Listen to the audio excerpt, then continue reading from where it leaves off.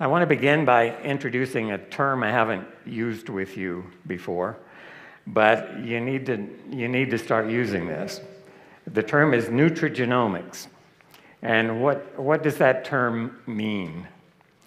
It's how dietary components, how things we eat, things we ingest, generally refers to food products, how they interact with the genome, that is the DNA that encodes all 25,000 of your genes, to regulate gene expression.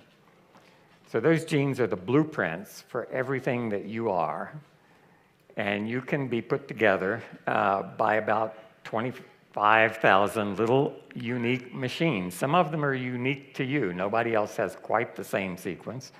Others we all have in common, and that's the blueprint that makes you who you are. So how things we eat can affect the expression of those blueprints, how the rate at which they're converted into the enzymes that they encode, the little machines that do the things you have to do. This word you all know already, but what is it? What is Protandim? And the definition actually has changed a bit in the last 5 years. In the beginning, what we thought Protandim would be was an antioxidant supplement. Not a conventional one, but a different way of doing it. And that's no longer an adequate description. So this is what I want you to learn and want you to use as you describe Protandim. Protandim is a Nrf2 activator in the nutrigenomics arena, all right? You may not have any idea what I just said, but you have a job, you have an obligation to learn what this means. And I'm going to tell you in the rest of this presentation what some of those words mean. Nrf2, Nrf2, it's an abbreviation for something you don't even want to hear, but it's a long word. Nrf2 is one of the key proteins in your body, in every cell in your body, that has the function of regulating your genome. Yeah, I said you have 25,000 genes that are expressed. Nrf2 regulates about 2% of those, about 500 genes, some of which are turned up, some of which are turned down. You can think of every gene as having a dimmer switch, so just like the lights in your home, and you can turn them up gradually or down. It's not just on off, it's degrees. And Nrf2 helps your body balance the expression, the regulation of all those 25,000 blueprints. How many copies do we need of this machine encoded by this blueprint? And Nrf2 regulates that group, as I said, of 500 genes. They have something in common. They are termed generally survival genes, and they fall into 3 broad categories. Antioxidant enzymes, you've heard about superoxide dismutase catalase that protect you from oxidative stress. But another significant number of those genes are anti-inflammatory genes. They fight the process of inflammation in your body. And another group of them are anti-fibrotic genes. That means they fight the process of scar tissue formation. You might think scar formation is a good thing, and if you cut your skin, it is a good thing. It heals quickly and keeps you from getting infected, and it keeps you from losing blood, all good things. But in internal organs, in your lungs, scar tissue is deadly. It's called pulmonary fibrosis. It's untreatable, and it's fatal. If scar tissue occurs in your heart, it's called heart failure. It means your pump actually fails, and you will die of heart failure.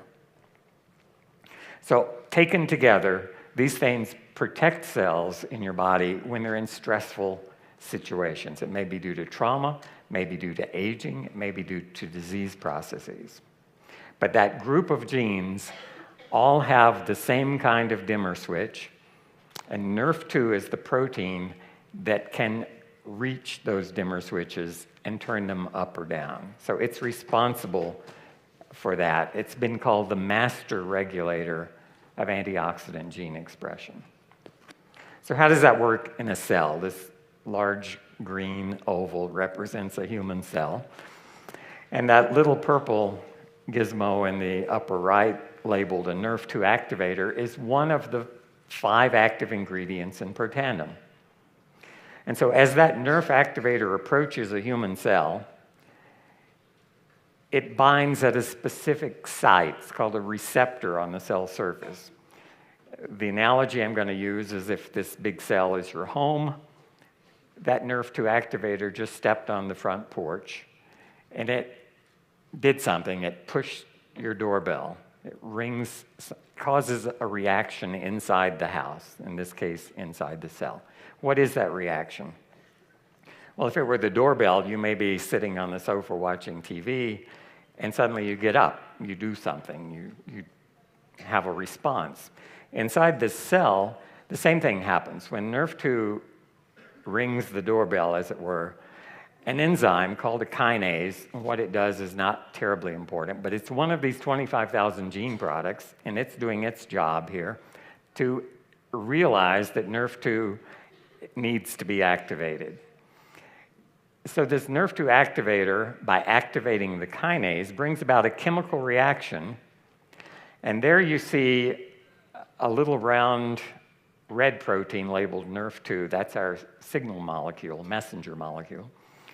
And it's being held inside the cell, but outside the nucleus by another protein here labeled KEAP1. Because this kinase physically changes the Nrf2, and you can see there it's put a little yellow phosphate group on it, change in structure. And that change brings about a release of Nrf2 from that blue protein that's been holding it out in the green part of the cell, allows it to diffuse into the nucleus where all those genes are housed. And once in there, it has access to all those dimmer switches, the 500 that control the Nrf2 regulated genes. And so some of them will go up, some of them will go down, because Nrf2 has entered the vault where the blueprints are kept. And this may seem like hand-waving, it may seem like a fantasy. Every step of this is true. It's simplified a little bit, as you might guess. And if I showed you the real science, you probably would have trouble following it. But that's what happens.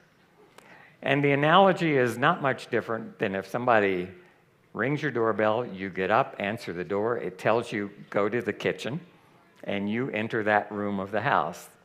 And once in there, you can turn on switches. That's what Nrf2 does. And when those switches are turned on, these 3 groups of genes that I just talked to you about are up and down regulated, depending on what they do. So antioxidant enzymes are expressed, more antioxidant enzyme protection. Antifibrotic genes are expressed, anti-inflammatory genes are expressed. And some genes are turned down, the ones that are pro-fibrotic and pro-inflammatory, because they're switches that cause things to happen and cause things not to happen. And the result is that cell is now protected from stress.